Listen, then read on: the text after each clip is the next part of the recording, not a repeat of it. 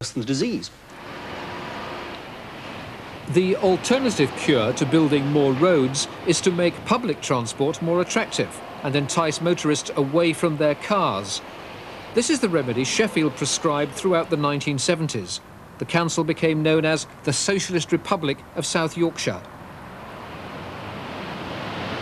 The council pursued a policy of cheap fares on the buses. For a decade, the fares remained at the 1975 levels. One of the architects of the cheap fares policy was local politician David Blunkett. He's now a Labour MP.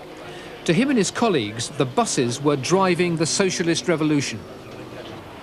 We were carrying 70, 80 people on each bus rather than one person in each car. We were getting there quickly, we were making it cheap, we were making it attractive, because the more people travelled on the buses, the more, of course, you could invest in actually having a regular bus service rather than an infrequent one with people shivering at bus stops. But the policy was anathema to the local Conservatives, not least because it swallowed a £400 million subsidy from the rates. On May Day, dressed as Russian soldiers, they marched beneath the red flag above the town hall.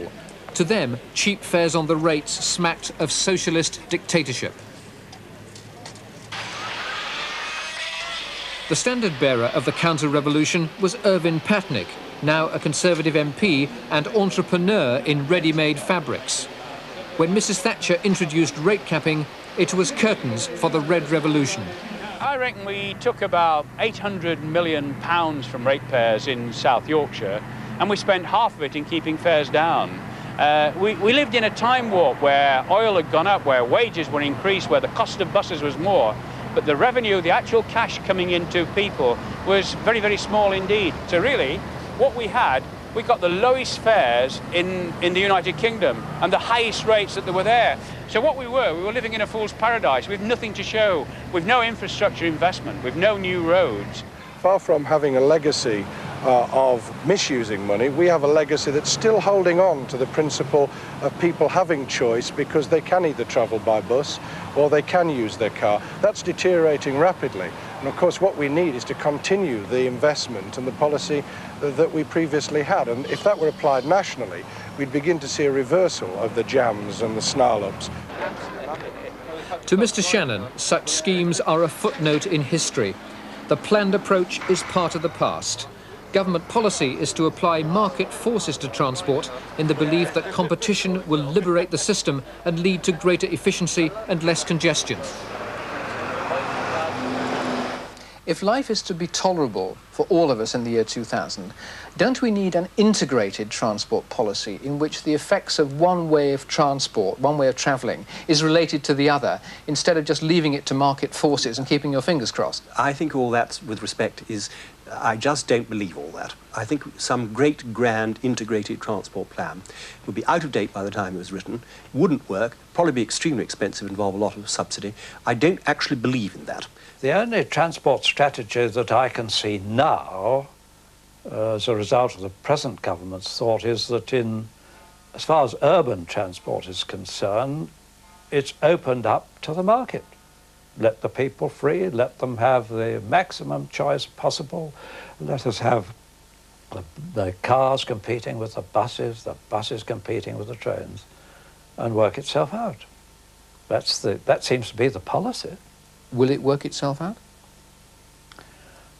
My own view is that it's a recipe for total confusion. I hesitate to disagree with Sir Colin Buchanan, who's been around a very long time in this field, but I can't quite agree with that. Why not? Why not? Because I think that the success of the market solution and deregulation and more liberalisation and more competition in general in transport, not just in roads, but in rail and all sorts of other fields, I think is going to bring the consumer considerable advantages. Market forces are now blowing through the bus station in Sheffield. In most parts of the country, the buses have been deregulated. There used to be one bus company in Sheffield, now there are 38, and a bitter fight for business on the routes where there's money to be made. In the old days of cheap fares, there was only one bus an hour to Leeds. Now there are 3. So on the face of it, the customer has a greater choice. But the problem is that all 3 buses leave at more or less the same time. Buses have become a cutthroat business. Should this bus have been in this bay? That bus should have been in that bay there when he pulled in. It was vacant. He should have pulled in, you see, onto that one there. But he pulled into this stand here, which is actual fact. That bus, he should now be in here.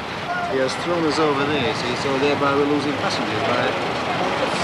But why does it matter what bus pulls into what bay if they're all going to Leeds within 3 or 4 bays? Well, as I said, that is operated by the NAS. Can we stop? We've got a bit of a problem. The problem is this. We don't allow it for anybody. You've got a specific problem. I'm not having it. Tempers rise as one company tries to poach another's passengers by putting on a new bus a few minutes ahead of its rival. They tried to pinch company's passengers, didn't they? By putting a bus on 5 minutes in front of others. Example, Yorkshire Traction, SYT and West Riding. So they put a bus on 5 minutes in front of them. It's all fair in love and war, isn't it? What's the traffic like now in Sheffield? At times it's bloody murder. At times it's murder. Chaos at times. Why is it getting worse? Because there's more people on road, more cars on road. People's not using buses because of fares having to go up. So therefore they're bringing the cars out and using cars. Sheffield's buses have lost 20% of their passengers, also partly due to a 200% increase in fares. The overall metropolitan drop has been 12%. In the metropolitan areas, it is true that it has fallen, the amount of use of buses.